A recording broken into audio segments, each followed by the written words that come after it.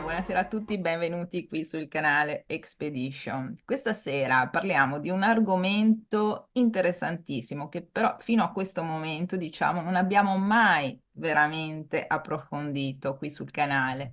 Parliamo di ipnosi e lo facciamo con uno dei massimi esperti a livello nazionale, ma internazionale anche, perché ne ho parlato con il professor Malanga e mi ha detto, guarda, io lo considero uno dei massimi esperti. Quindi salutiamo anche il professor Malanga e do il benvenuto a Caruso Colzi. Buonasera a Grazie. tutti, buonasera a tutti, sei troppo buona, Ma mi sai, lusinghi.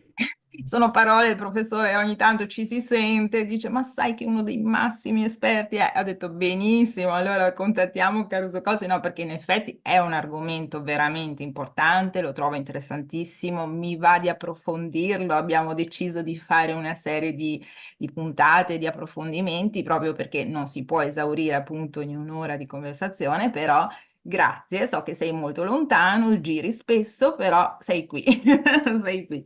Sei ipnoterapeuta, diciamo, breath Mm. coach, no? Allenatore anche del respiro, sei un maestro anche in PNL, ti occupi di crescita personale da più di 15 anni sicuramente per aiutare sostanzialmente le persone a realizzare se stesse, a liberarsi da ansia, panico, stress, tutto quello che ovviamente ci perseguita in tutti i sensi e hai conseguito, lo dico, moltissimi diplomi, certificati, riconoscimenti in diverse scuole, no? Sia in Italia che all'estero, perché lo leggo anche, perché lo hai scritto, volevo proprio una formazione a tutto tondo, così da poter offrire il servizio alle persone, quello che dai, nel modo più professionale possibile e aiutare appunto le persone, soprattutto in modo concreto, no? E strutturato. Ecco, io non lo so, guarda, inizierei proprio, Caruso, con una domanda proprio, perché la domanda base, la domanda principale, innanzitutto che cos'è l'ipnosi? E, e poi io ti do la parola e poi via via andiamo avanti. Allora, intanto, prima di iniziare a darti questa risposta, vorrei sottolineare che non sono ipnoterapeuta, perché essere ipnoterapeuta in Italia significa essere all'interno dell'albo dei terapeuti, essere uno psicologo, quindi io sono hypnotherapist, che so che sembra un gioco di parole, però nel mondo therapy e terapia, come la intendiamo in Italia, sono due cose molto diverse. Lo dico perché è giusto far sapere alle persone che esistono tanti ruoli, no? Esiste quello che si occupa di persone che hanno delle patologie e esiste invece la persona che si occupa di problemi normali con persone normali che vogliono migliorare e crescere. Ed era opportuno fare questo Sì, chiarimento perché no, sennò poi dopo sotto i commenti sai quante te ne dicono di tutti i colori. Allora, quando si fa riferimento all'ipnosi si parla sempre dello stato di trance, mm, ok? Si pronuncia sempre questa parola, trance, trance, trance, che ancora non abbiamo ben capito che cos'è, anche se ci sono dei segnali, diciamo, il pallore della faccia, una rilassatezza muscolare, quando si parla si tende un pochino a rallentare la voce, in questo senso, ok? Siamo chiaramente all'interno di noi e quindi c'è una grande introspezione. Però a mio avviso l'ipnosi è molto molto altro, perché se vediamo lo stato di trance semplicemente come uno dei tanti stati che noi viviamo nella nostra vita, ci accorgiamo che invece possiamo usufruire dell'ipnosi anche in altri contesti. Poi magari sì, durante la mia risposta ti farò capire perché, però l'idea è che non è necessario lo stato di trance perché si possa dire ipnosi, mm? certo. E in certi casi non è necessaria l'ipnosi perché si vada in trance. anche perché esistono tutti questi concetti, no? Della trance naturale. A seconda delle scuole, ogni ora, ogni 40 minuti, ogni 90 minuti, noi facciamo una sorta di reset, tra virgolette, è come se ci spegnessimo, facciamo un attimo il punto della situazione e ci riaccendiamo, non ce ne accorgiamo in quel momento, no? Però siamo in un momento di trance. Siamo in trance anche quando guardiamo le vetrine dei negozi, no? Questo bombardamento di sollecitazioni, di percezioni ci manda un po' in confusione. Non so se avete mai camminato in questi grandi magazzini, a un certo punto, cioè, non sapete più dove mandare gli occhi perché sono tante le sollecitazioni. Ecco, in quel caso lì possiamo dire che siamo in trance. Fra l'altro uno dei miei allenamenti è stato per molto tempo quello, cioè proprio di andare nei grandi magazzini e scoprire quando ci sono queste, che noi ipnotisti chiamiamo finestre ipnotiche, no? Quando la persona a un certo momento è aperta e è più in grado di accettare suggestioni.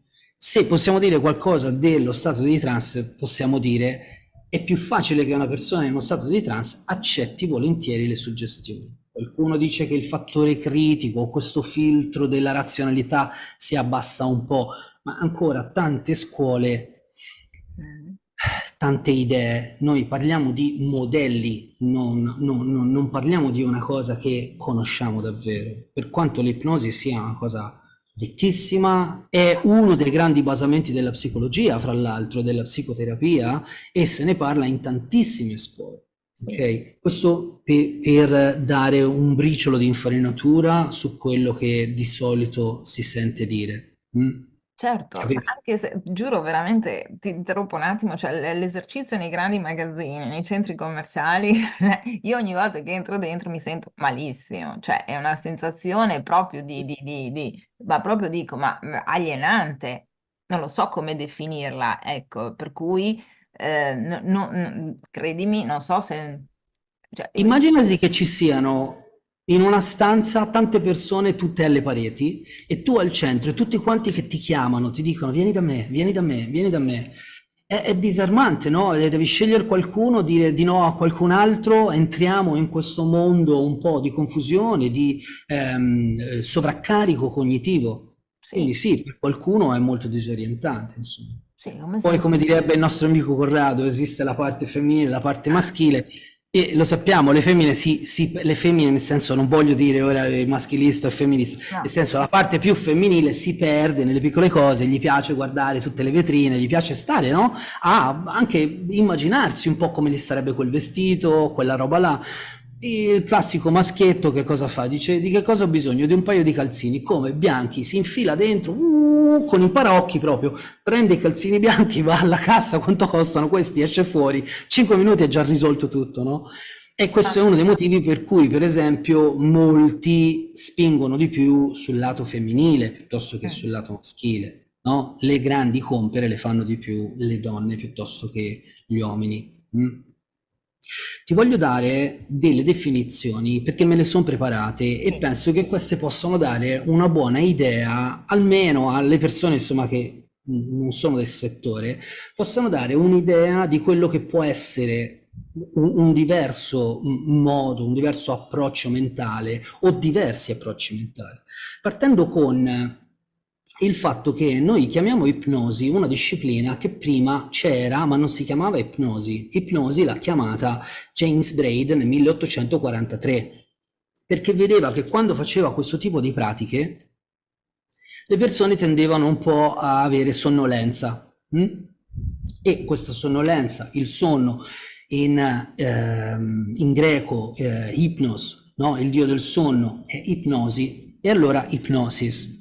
Poco dopo però lo stesso Braid dice no, aspettate un attimo, mi sono sbagliato, non è sonno, lo voleva chiamare in un altro modo, voleva dargli il nome monoideismo. Cioè già alla fine o a cavallo, insomma a metà del 1800 si era cominciato a capire che era un certo tipo di idea, solo quell'idea lì, un laser, invece che un'apertura a tutto quanto, un laser, un certo tipo di focalizzazione che metteva le persone in quello stato capaci di accettare delle suggestioni. Prima di andare avanti, voglio dire che il termine suggestione è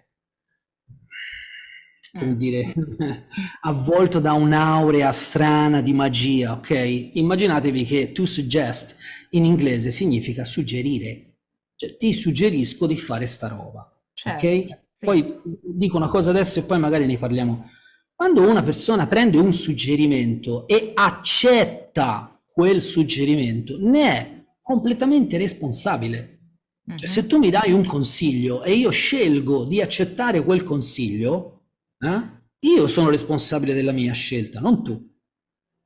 Certo. Qui si apre un mondo di etica particolare Sì, nel mondo dell'ipnosi. sì, mi rendo conto. Mi Vabbè, rendo magari la rivediamo dopo. Seconda definizione, che è data da uno dei miei mentori, Felice Perussia, lui dice: l'ipnosi è una psicotecnica impiegata per far passare un soggetto da uno stato di veglia a uno stato di trance, e ovviamente e viceversa, no? Però diciamo in generale da uno stato all'altro, perché poi con l'ipnosi si può suggerire l'allegria, la gioia, la soddisfazione. Ok, quindi passare da uno stato all'altro, e qui si delinea un po' il fatto che c'è una sorta di cambio di stato. Cioè non siamo più vigili come prima, ma siamo vigili in maniera diversa, no? Perché quando siamo gioiosi siamo sempre vigili, ma c'è un insieme di certo. emozioni, un insieme di sentimenti, una serie di... Ok. L'altra cosa è che è una psicotecnica. Mm. Questo ha a che fare col mondo, chiaramente sì, della psicologia, ma anche col mondo della tecnica, cioè c'è una procedura che si fa per portare una persona da un punto A a un punto B. In certi casi lo facciamo in modo anche molto banale. Se io metto una luce soffusa, una musica romantica, mi vesto meglio e invito una donna, è chiaro che sto suggerendo qualcosa, no? E quindi c'è un po' un cambio di stato anche in quel senso. Quindi, come vedete, l'ipnosi non ha a che fare soltanto con l'ipnotista, ma anche con tutto l'ambiente, quindi con le grandi sollecitazioni che noi Certo. accettiamo. Terza definizione: l'ipnosi è l'arte delle suggestioni. Questa è Ippolite Bernheim nel 1884, qui siamo alla fine del 1800. Senti che cosa dice, tra virgolette. Le suggestioni sono idee che diventano azioni, atti e comportamenti. Cioè il potere della suggestione è riuscire in qualche modo a far sì che il soggetto metta quella idea lì in moto, in pratica, no? Ed ecco anche lì la forma mentis di tutto il discorso terapeutico, il discorso di, no? Inseriamo, facciamo quello che si chiama seeding, cioè la dissemina delle suggestioni, e piano piano il soggetto è in grado di mettere in atto quel tipo di idee che sono state suggerite.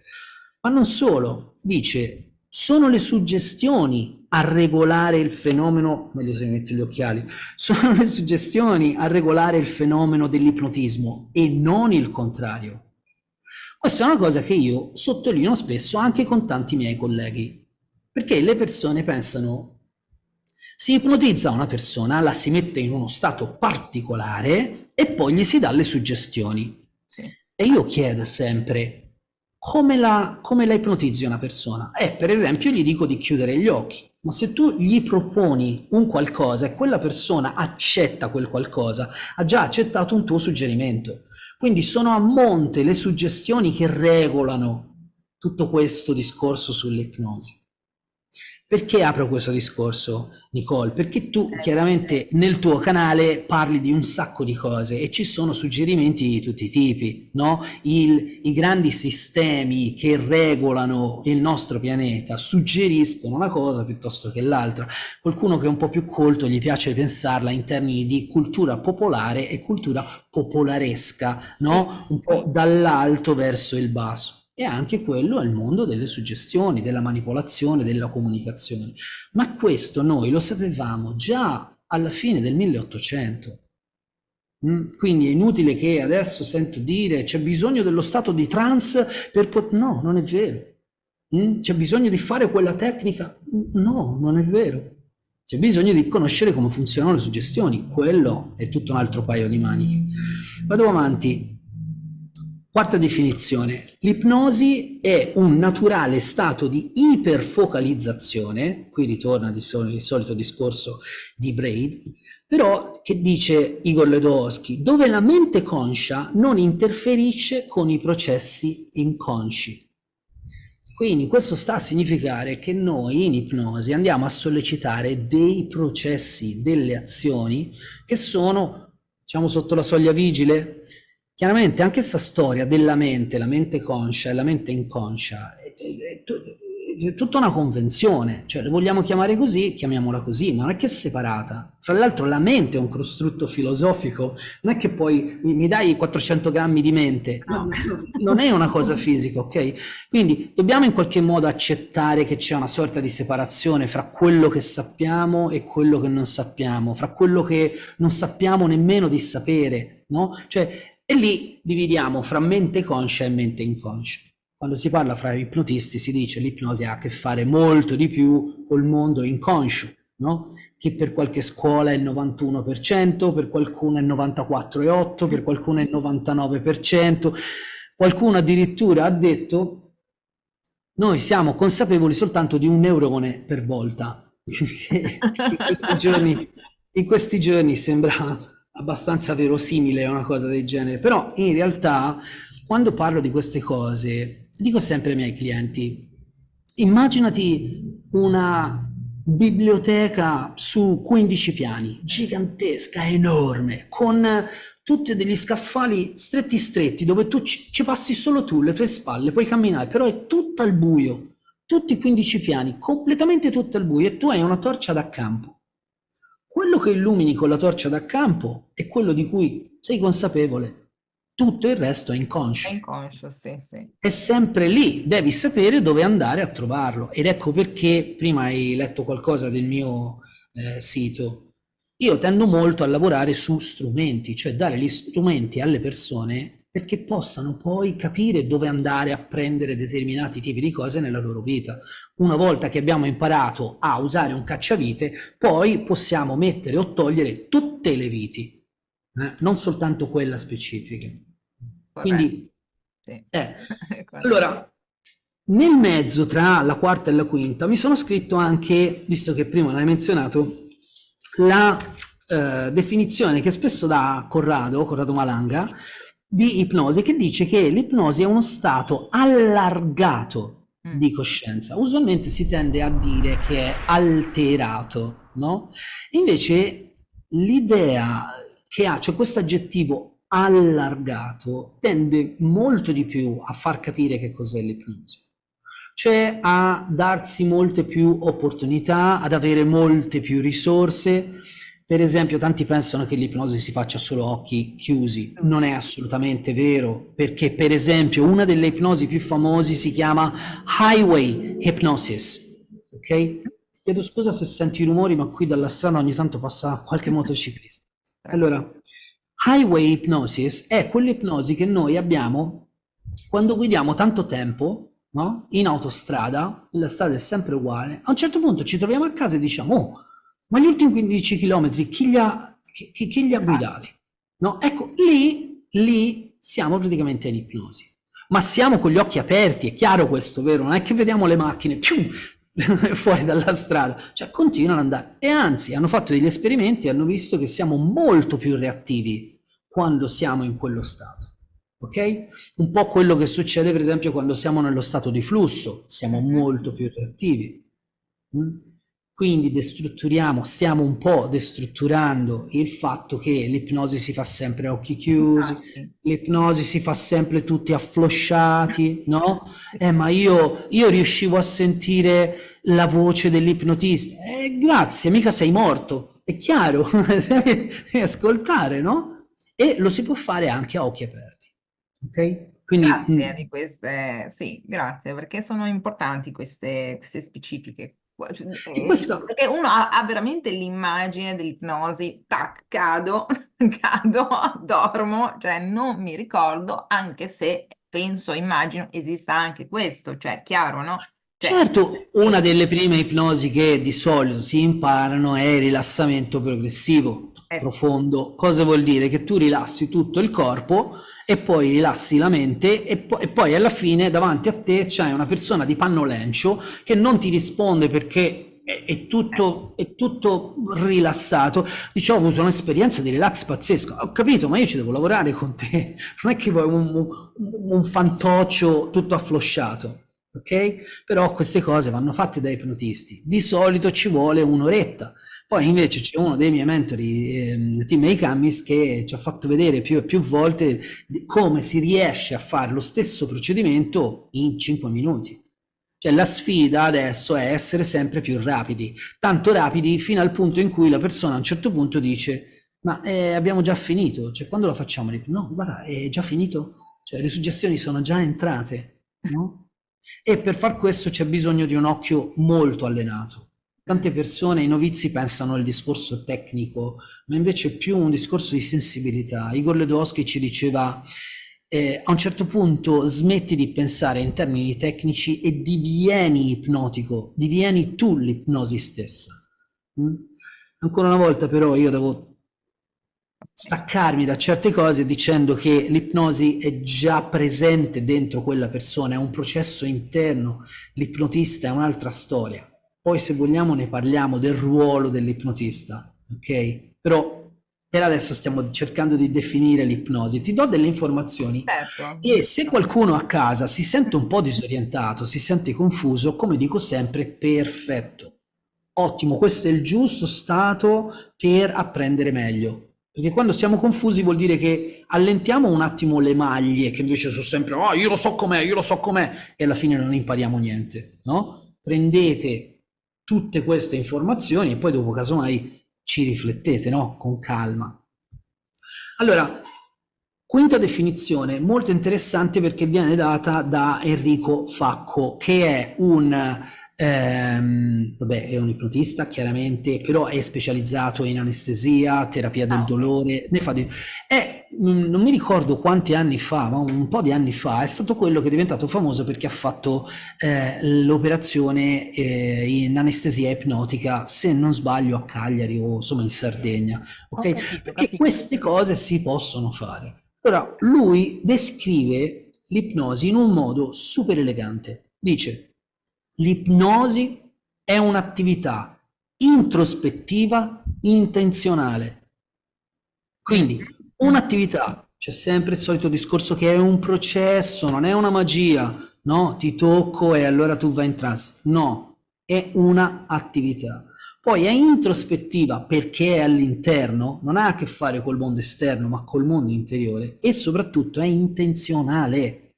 Se non c'è l'intenzione, non si può fare niente. Molte persone dicono, ah, vorrei smettere di fumare, però devi dimostrare la tua intenzione con la volontà, con degli atti di volontà.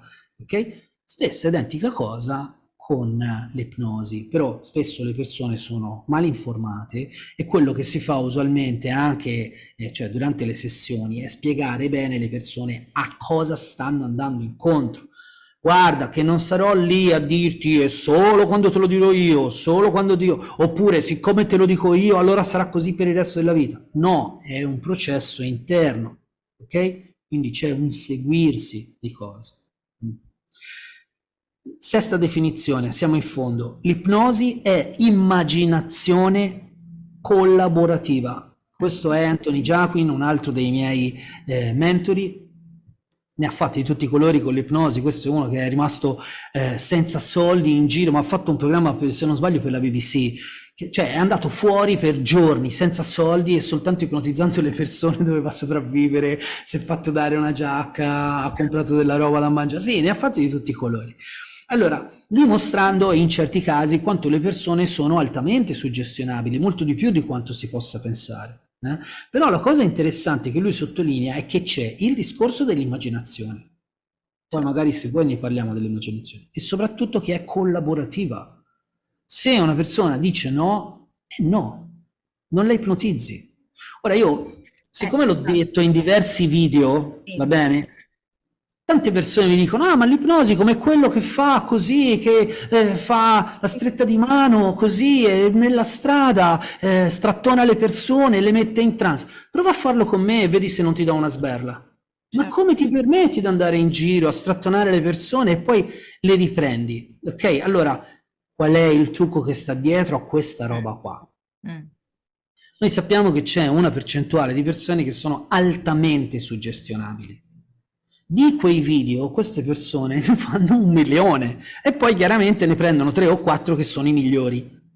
Allora, all'occhio non esperto, che vede queste cose, no? Si strattona la mano e dice dormi, e cosa succede? Ah, vedi, basta fare così, no, prendi delle belle sberle se le fai alla persona sbagliata, perché se una persona non vuole o non è predisposta, non si fa.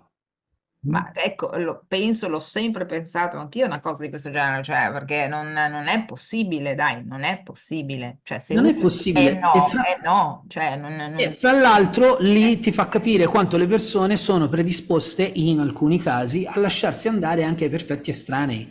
eh, Tutto quello che ha a che fare con l'ipnosi da palcoscenico, ora ti chiedo scusa se passo da... sì, sì, sì, no, no, no, ma vai tranquillo, vai Tutto tranquillo. quello che ha a che fare con l'ipnosi da palcoscenico ha a che fare con una grande selezione, cioè l'ipnotista sul palco che vede il pubblico fa una serie di domande, una serie di setup, no, fa fare degli esercizi e vede le persone che rispondono di più e che rispondono di meno. Ci sono addirittura delle persone che sono, come dire, hanno la voglia proprio di apparire in pubblico, di stare sul palcoscenico, per cui sono disposte a fare qualsiasi cosa. E fra l'altro, faccio un passo indietro.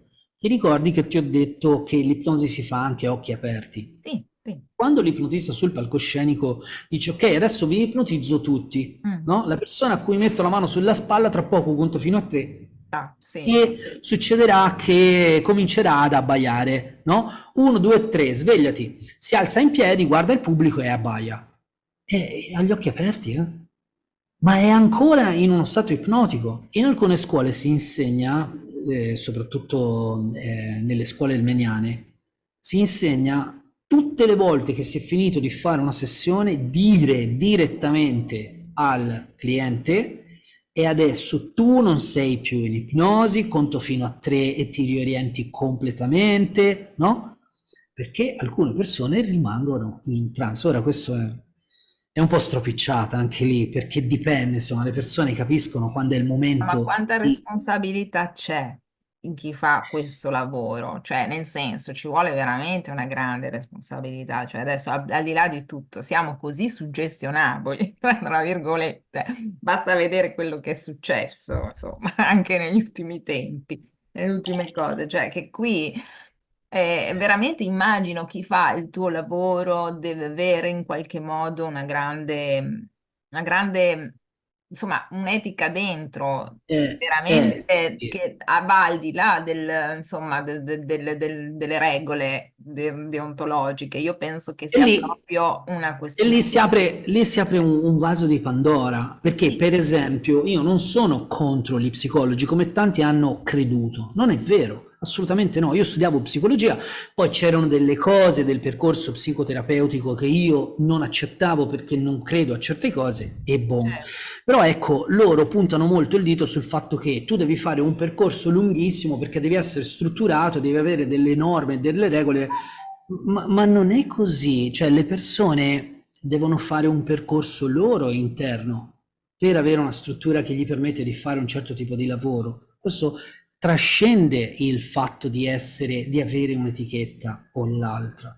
Io, per esempio, non sono comprabile quando vedo che le cose mm, non, non sono, come dire, sotto le mie capacità, che il cliente non risponde in modo adeguato oppure che pretende delle cose da me, io dico semplicemente no.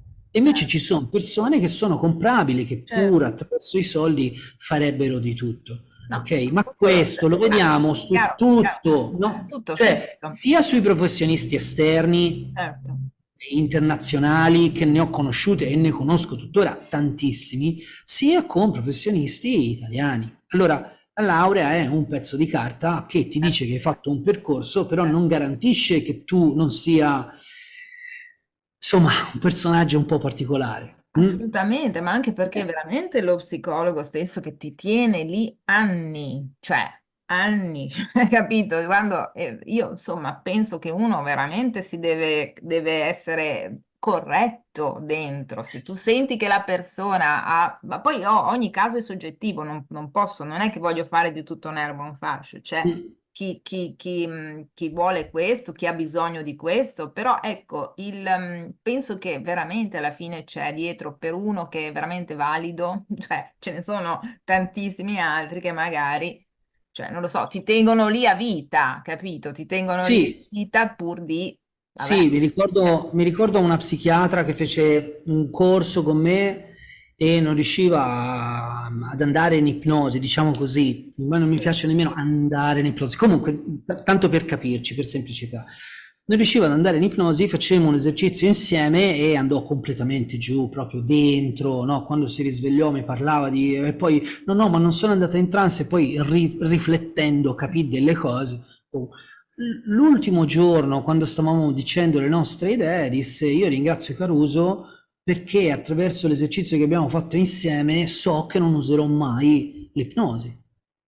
Allora vedi? tutti siamo rimasti, come, stai studiando? No, e no, dice perché comunque per me, cioè, No, ogni cliente sono tanti soldi, quindi per me tenerli significa, cioè, avere un tenore di vita alto, no? E devo stare attento, che comunque è anche un discorso, uno lo può fare, però bisogna vedere poi dopo quali sono i risvolti, no? Ma questo, e ci tengo tanto a dirlo, perché io non sono psicologo, sembra che io punti il dito sugli sì. psicologi, no, perché in Italia ci sono dei professionisti pazzeschi, cioè noi abbiamo delle eccellenze nell'ambito della psicologia enormi, veramente, sono capacissimi, esattamente come tantissimi ipnotisti.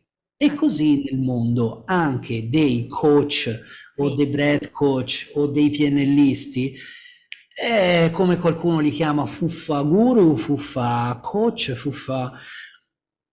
certe volte è difficile comprendere qual è quella linea Eh, sottile. appunto, È si difficile. naviga in una situazione che, perché io penso che se vai a fare le tue sedute, ti fai il tuo percorso con lo psicologo, con chi vuoi, insomma, questo o quell'altro, se uno poi alla fine fondamentalmente è onesto, se sente che hai completato un ciclo e che avrai in qualche modo realizzato determinate cose, lo dice. Poi dopo può essere anche la persona stessa che sceglie, no? Se è il Certo, momento di staccarsi oppure no, assolutamente. dire io mi va bene continuare magari, però l'onestà è anche dirlo, guarda che secondo me in qualche modo hai elaborato, hai realizzato abbastanza quello che è un po', insomma, per cui ti lascio libero in qualche modo di andare avanti per le tue attività. Vedi, torniamo di nuovo al discorso di prima. Perché parlo degli strumenti?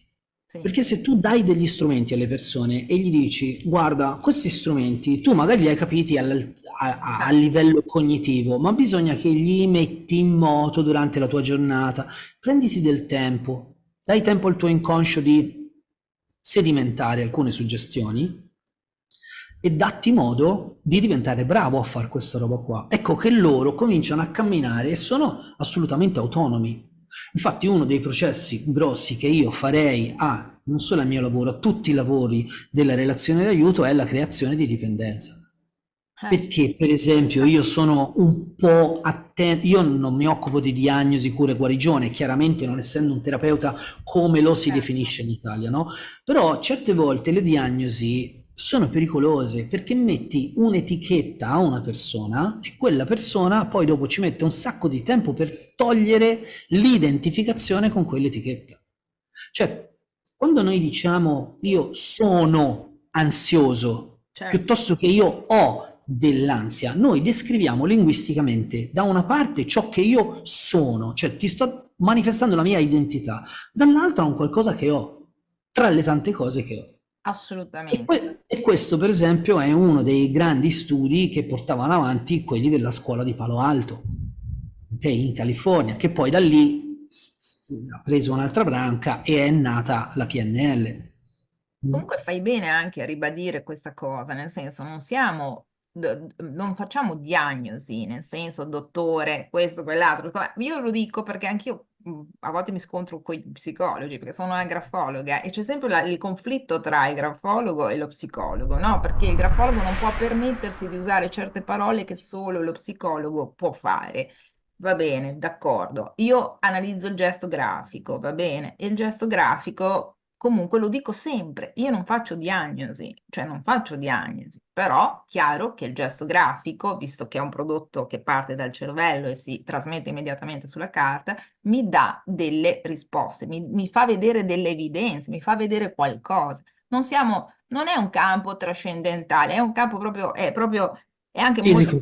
molto pratico, molto fisico, però chiaro che c'è sempre uno scontro con lo psicologo, cioè perché, oddio, ma io già non le faccio le diagnosi, però posso dire qualcosa anche attraverso un foglio senza vedere la persona, cioè che anzi meglio ancora, così non mi condiziono in determinate circostanze. Però c'è sempre questo scontro, come se lo psicologo deve assurgere a questo diritto, no? Però, come dici tu, ci sono delle eccellenze probabilmente, ci sono veramente Ma non delle solo, c'è persone votate per fare questo, perché insomma non è che lo può fare chiunque, dai, è chiaro. Allora, guarda, lo dico un po' all'ortolana, no? C'è lavoro per tutti. Cioè, Sì. ognuno che porta della verdura in piazza, no? C'è chi gli piace quello, c'è chi gli piace quell'altro. Chiaramente dobbiamo fare una grossa distinzione. Quando le persone stanno molto male, che sono affette da patologie, è chiaro che non devono venire da un coach, che non devono venire da me, capito? Lì si parla di persone professionisti che sono specializzati nel maneggiare un certo tipo di condizione. E allora c'è lavoro per tutti, c'è lavoro per tutti. Mm? Poi io, cioè, se vuoi te lo dico, in America adesso ormai è quasi 5 anni, c'è una controtendenza particolare per cui tanti psicologi non dicono di essere psicologi, ma preferiscono chiamarsi coach. Mm. Sì, è E vero. questo solo per È vero. solo per un discorso di marketing, Sì, no? sì, Fra l'altro, se sei uno psicologo non potresti fare marketing esplicito. È lunga la faccenda su questo sì, sì, territorio, ti sì. fa capire quanto ampio è il discorso e comunque tantissime figure, tornando all'oggetto di oggi, l'oggetto in questione, cioè della ipnosi, tantissime figure utilizzano l'ipnosi, anche se non lo sanno, ok? Anche se non lo sanno.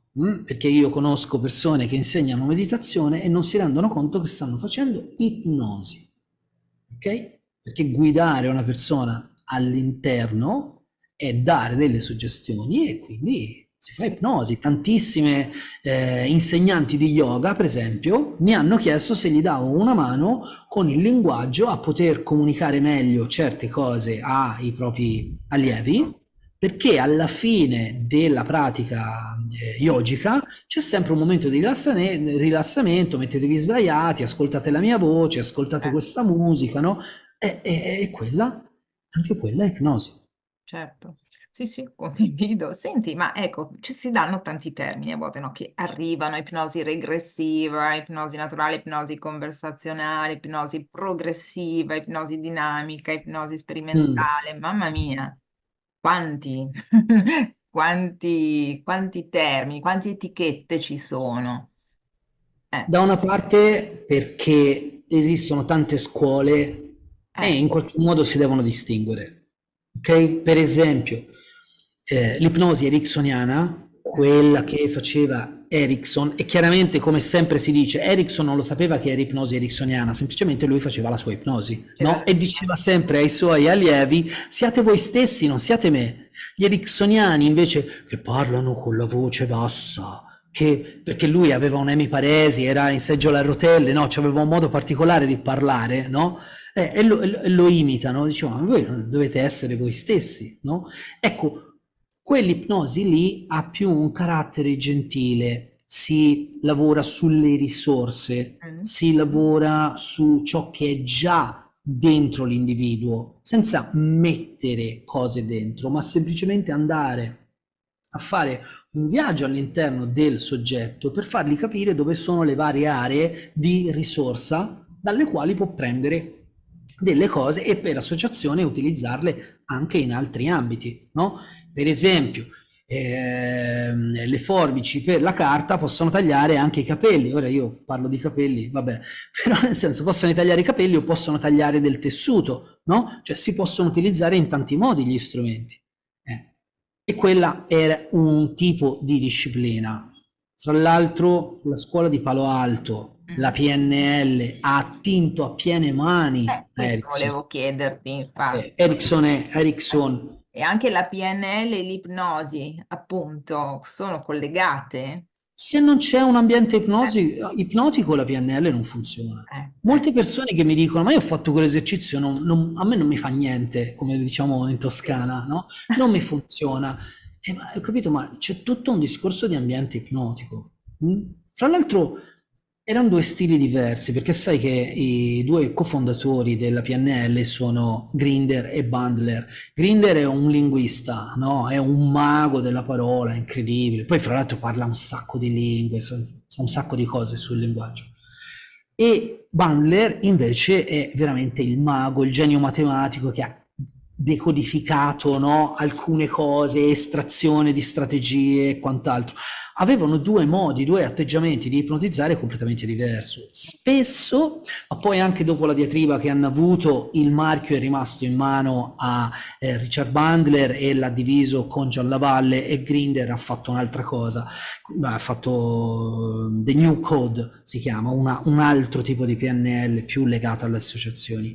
Comunque, Bandler è un soggetto molto più diretto, molto più della serie, ok, adesso tra poco io ti dico di chiudere gli occhi, fai quello che ti dico io, ok? Fai quello che ti dico io, no? E quindi se fai quello che ti dice lui, certe cose funzionano in un certo modo.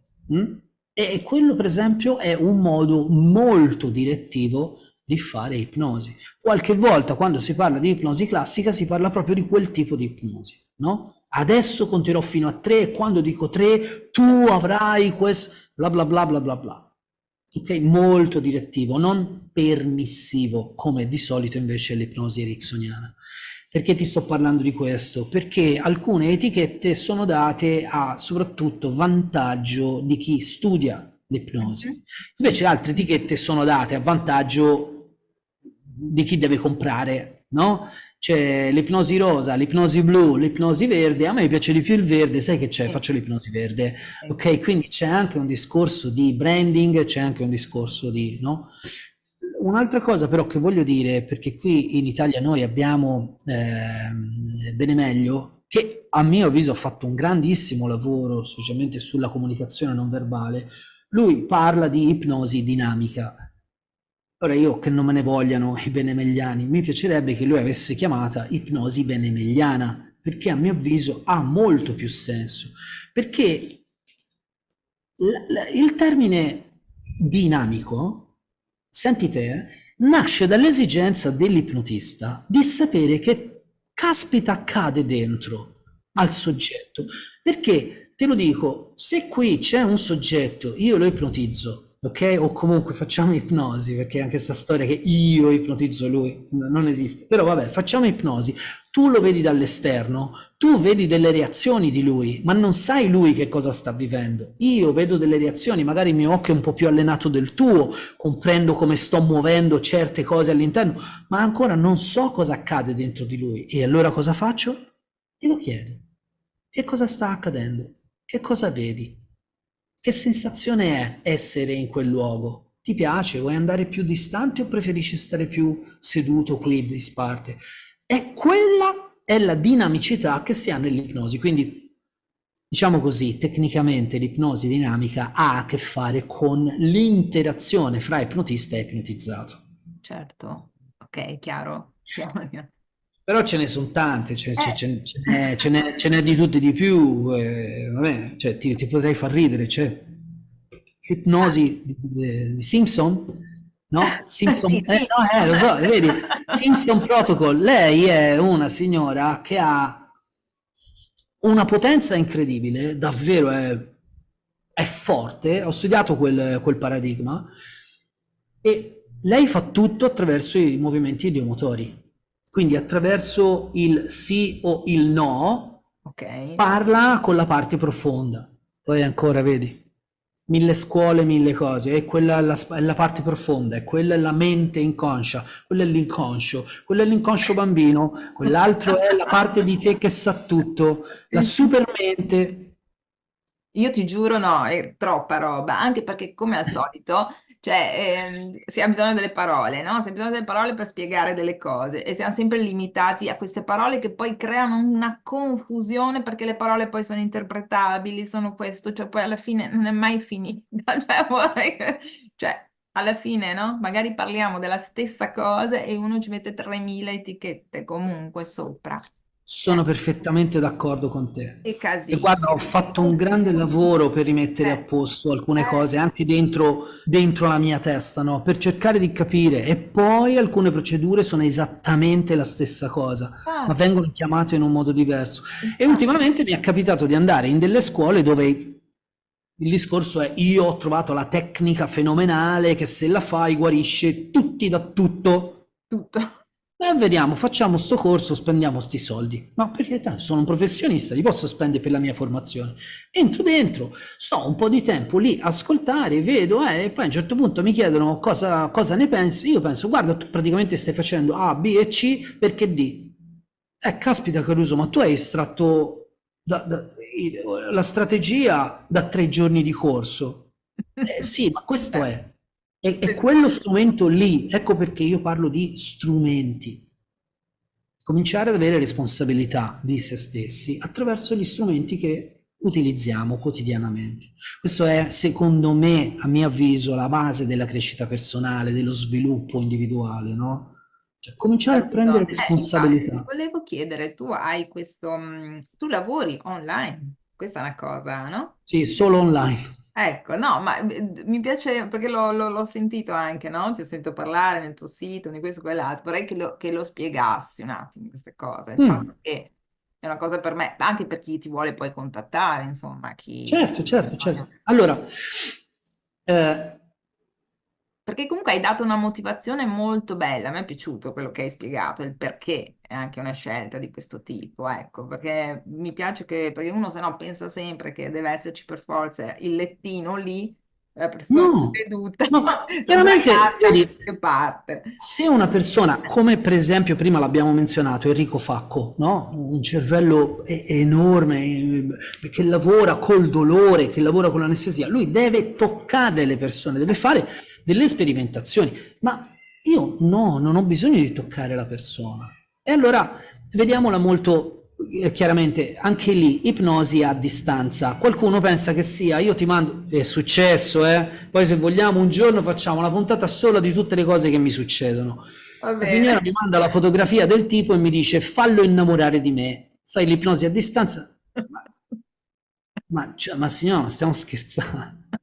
L'ipnosi a distanza è tutta un'altra cosa, no?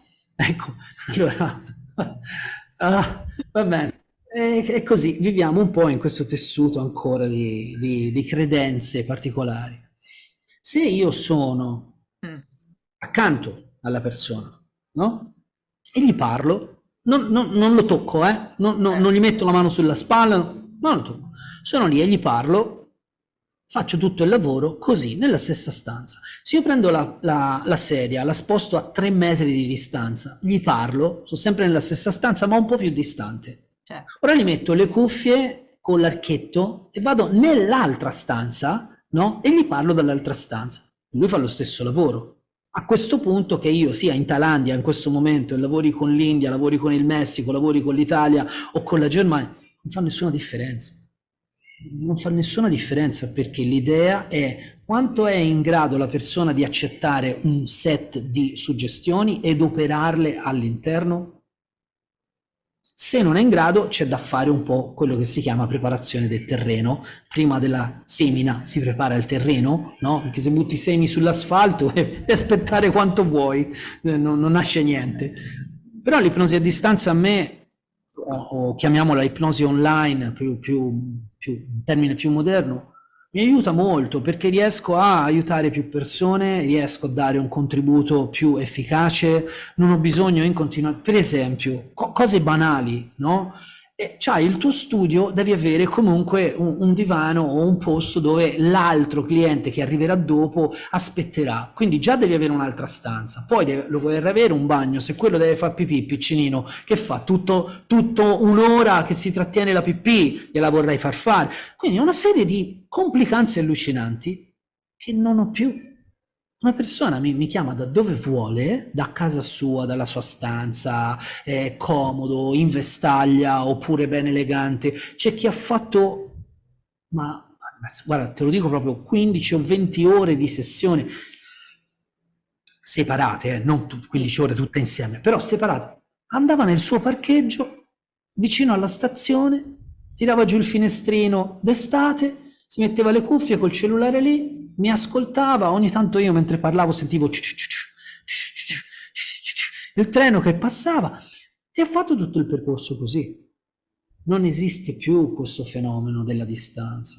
Okay? Tra l'altro tutto il discorso dell'entanglement, non sono bravo a dire questa parola, ci fa capire che siamo già tutti connessi, non c'è bisogno di tutta questa manfrina e poi quello che ti viene che deve essere vestito bene, tu che ti devi... Io ho avuto questi problemi per tanti anni, Nicole, cioè le persone non realizzano quanto complesso può essere il mio lavoro.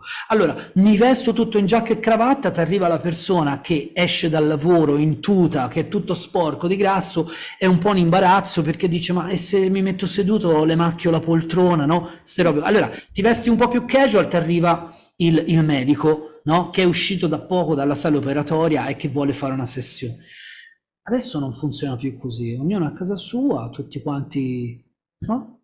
Puoi essere scalzo in ciabatte no, oppure... quello è vero, cioè abbastanza, e nello stesso tempo, ecco, sì, potrebbe, qualcuno dice ma come a distanza, ma poi in realtà invece non c'è il problema, come dici tu, non c'è il problema, anzi, te ne Ma no, togli, ma se pensi a togli, tutte le visualizzazioni guidate, tutte le ipnosi sì, che ci sono sul web, ma non è a distanza quello. Scusa, certo. ma se vai in trance con un video, cioè andrei pure in trance con un ipnotista che ti segue personalmente, soggettivamente. Mi fa ridere un po' questa cosa che ancora no, però io preferirei comunque venire nel suo studio. Io dico, vabbè, se si vuole fare 24 ore di viaggio, venga per stare un'ora qui e poi ritorna indietro. Non è un problema. Cioè, io che vengo dalla provincia di Firenze, ma a me sono venuti clienti da Catania. E, guarda, al di là di quello che ha detto Corrado, io non sono così tanto numero uno in niente, nel senso ce n'è tanta gente più brava di Il me, no? professore Però quando dice venivano, qualcosa dice, ma secondo me veramente no, fa lo del so, suo, mi vuole bene, mi vuole bene, lo no, so, io lo beh, ma io ringrazio il tanto. professore lo ascolto, lo conosco anch'io da tanti anni, eccetera. Quando mi dice professore così, dico, ma però insomma, io sono ben contenta, insomma, anche perché navighiamo appunto, navighiamo in un mare di pressapochezza, di tante cose, cioè che Sì, nel momento in cui anch'io cerco nel mio piccolo di fare un po' di selezione, chiaro, nel canale, cioè di non intervistare chiunque, giusto perché devo riempire questa cosa, cioè chiaro, non è il mio lavoro principale questo, però sono contenta di... come è nato? Scusa, come vi siete incontrati tu e il professore? Magari un giorno oh, facciamo l'intervista insieme, visto che è ecco, generato, e non sarebbe meglio. male questa cosa, perché effettivamente... Chiaro che con il professore io ho avuto a che fare ancora tantissimi anni fa, ma era per un discorso della scrittura, no? La scrittura Mm. delle persone, quindi anche lui, sai che è un appassionato anche di grafologia, perché il professore è appassionato di tante cose. E Appassionato di tutto, sa di tutto. tutto. Io, Allora tutte le io volte... dico, però questa cosa dell'ipnosi, per cui lui appunto ha trattato tantissime persone appunto con l'ipnosi, eccetera, è chiaro che mi sarebbe piaciuto fare anche magari un'intervista così a tre, ecco, Certo, sarebbe molto se carino lui è perché so se lui è che disponibile la possiamo fare, no? È lui quello sì, molto molto appena impegnato. ha uno spiraglio, ecco, appena ha uno spiraglio, poi magari... Comunque, molto brevemente, stavo cercando sul web delle cose di PNL perché, come hai descritto te, io sono uno che va a cercare a tutto tondo, voglio farmi prima un'idea, no? Prima di comprare l'articolo, voglio vedere tanti negozi. E becco questo video di un sacco di ore dove lui parla di PNL e io da PNLista, bacchettone, di quelli proprio nerd, che tutte le cose così, tutti i gialloni, tutte le cose lette, e dico, ma no, aspetta un attimo, non è così. Cioè, sì, ha senso quello che dice, però la PNL stretta non lo dice. Fammi vedere, questa modifica potrebbe funzionare. Ah sì, certo. E a un certo punto del pubblico gli fanno una domanda e lui risponde, non lo so. Certo. Quella roba là, quella roba là è stato il mio segnale di, ok, io questa persona devo conoscere e stringergli la mano. Certo, certo. Faccio un fast forward avanti un sacco di anni. Quando ho raccontato questo a Corrado mi ha detto, ma sai che è successa la stessa cosa a me con la mia mentore dell'università? Che quando gli hanno fatto una domanda ha risposto non lo so, ma mi posso informare. Guarda, mi sto emozionando perché sono quelle cose, no, circolari che ritornano. Ecco, i miei insegnanti sono tutti stati scelti un po' così, sulla base di umanità e poi anche tanta competenza. Infatti. Mm. Mm. Lo so, dire non lo so è una grande cosa, guarda, in questo momento, ammettere e dire anche così. Da una parte è terribile, no? Perché ammettere l'ignoranza è una cosa che non ci piace. Dall'altra è così liberatorio, Nicole. È così Ma guarda, è chiaro, è liberatorio. liberatorio perché io, è chiaro che anche, prendiamo esempio anche Malanga, Malanga sa di tantissime cose, ovvio, è una persona che spazia in tantissimi campi, come può essere, non è il tutologo, assolutamente no, spazia, studia, guarda, però chiaro che anche a me è successo tante volte, ho detto, ma professore, su quell'argomento lì, mi ha detto, ma io quello non lo so. Cioè, mi è successo tante volte che ho detto, ma secondo lei questo è un argomento... Quindi cioè, chiaro, cosa c'è di male? Cioè, No, si evince una dignità incredibile, no? ecco, cosa c'è di male? Ma stiamo scherzando? Cioè, che c'è gente che si mette a parlare giusto perché deve parlare e riempire la bocca? E la buttare fuori l'aria? Cioè, nel senso, non lo so, non lo so, cioè, non è che posso sapere, chiaro, no? Perché se no, è questo, per quanto uno possa avere mille interessi, mille cose, però dire semplicemente, ma io di quella cosa non lo so perché non l'ho mai approfondita, non l'ho mai, chiaro che è così, cioè, insomma. Fra l'altro nel mio lavoro sono anche un po' portato a dirlo, Mm. proprio perché dico sempre non sono un dottore, non sono uno psicologo, non mi occupo di questo e quest'altro. Quando i miei clienti, e io li chiamo clienti e non li chiamo pazienti, ok? Perché non sono pazienti. Quando i miei clienti o le persone con cui lavoro, perché qualcuno che si occupa di marketing dice no, chiama le persone con cui lavori invece che clienti. Vabbè, non so quanta differenza possa fare. Comunque, quando mi chiedono, io non sono uno del marketing, te lo dico Sì, subito, sì, sì, sì. anzi, per me i numeri, ma. Come me Comunque, mi uguale. chiedono questo o quello, che cosa ne pensi? Che cosa ne pensi di questo? E io sono costretto a dire, non lo so, questo non è il mio ramo, non mi Ah, occupo di quella roba, perché non fai queste domande a uno specialista, no? Vediamo magari che cosa ti risponde e se vuoi una mano cominciamo a lavorarci un po' su quella roba lì, a capire come si può interagire meglio, no? Abbassare un attimo il senso di ansia per andare a attraversare un'operazione, no? Oppure per fare un parto, cioè, ho lavorato con tante persone che avevano ansia di queste cose, no? Che avevano la tensione, più che l'ansia patologica, no? Un'ansia naturale che però gli sovraccaricava, no? certo, come no? Come no? Però certe volte c'è da dire, non lo so, ammettere che si è umani un po' è bello, dai. Assolutamente. Senti, guarda che tra una chiacchiera e l'altra intanto abbiamo già incominciato a fare un primo approfondimento, no? È passato quasi un'ora, cioè un'ora sì, ci passa così perché appunto, tanto ripeto, voglio ripeterlo, ci saranno una serie di approfondimenti, di interviste che faremo insieme appunto, e perché è giusto che sia così, perché lo trovo corretto, una giusta informazione data non così spicciola, ecco, di un'ora e via, perché affrontiamo un campo, appunto, l'ipnosi, che è vastissimo, appunto, e come mi fa piacere questo inizio di percorso, ecco, chissà che non mi ipnotizzi strada facendo, perché devo risolvere un sacco di problemi.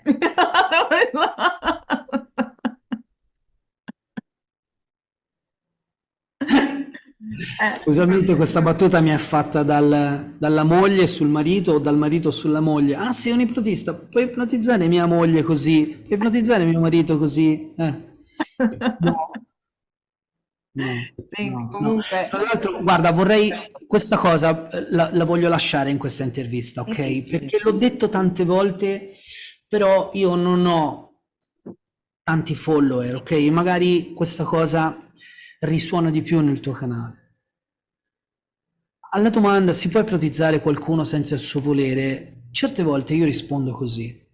Ma se fosse possibile, davvero, che un ipnotista fa fare a una persona quello che gli pare, ma scusa, ma non potremmo andare nei carceri e risanare tutta questa popolazione che invece potrebbe vivere fuori, potrebbe contribuire alla società, cioè sarebbe una pacchia per tutti, no? Non potremmo andare nelle scuole e ipnotizzare i bambini che non hanno tanta voglia di studiare, ok? E invece gli diamo un po' di voglia e motivazione, no? O quelli che magari sono un po' più lenti, gli diamo più risorse. E no, non è così, è un percorso interno. Come spesso ha stressato su questo punto Corrado, il percorso lo dobbiamo fare noi, le esperienze le dobbiamo attraversare noi. Poi è vero che con l'ipnosi si fa prima? Sì, ci sono delle evidenze scientifiche. Non credete a me che non sono uno scienziato, andate su Google Scholar e digitate ipnosis o ipnosi e vi viene fuori il mondo di esperimenti scientifici. Quindi ormai è anche scienza. Si ecco. può fare prima con l'ipnosi? Moltissimo. L'ipnotista è un catalizzatore di alcune cose che accadono, ma non è la risposta. La risposta è già dentro la persona. Quindi è soltanto andare a trovare con lo strumento giusto quella risposta lì e poi piano piano le cose si sbloccano. Magari ho perso dei clienti perché dicono: Ah, allora se non puoi ipnotizzarmi, ma vaffanculo, caspita, ma allora faccio da solo. E va bene, sì, io sono contento se fai da solo, ok? Ascolta, Però ecco, no. voglio essere onesto su questo. Assolutamente, assolutamente. Allora, comunque chi ti vuole un po' trovare, va sul tuo sito www.carusocolzi, no? Carusocolzi.com, Perfetto, su sta YouTube già vedere. Sì, ci sono più di 700 video, quasi 800, quindi la mia faccia la potete vedere tante volte, ma non sono molto seguito. Qualche volta dico qualcosa di scomodo, qualche volta... sì, sì, è così, è così. E è chiaro, è quindi... chiaro. Senti Caruso, no dai, veramente, adesso grazie comunque che hai accettato anche questo percorso anche qui col canale, con Expedition, ti ringrazio e È stato un piacerissimo, ecco, ringrazio te. a tutti quanti voi, a chiunque ci sta ascoltando, a presto con Caruso, Colzi, a presto e magari anche col professore insieme. Una bella intervista a tre, così è anche un modo di condividere tantissimi aspetti, va bene? Grazie a tutti, grazie, un bacione e a presto. Ciao. Buona serata.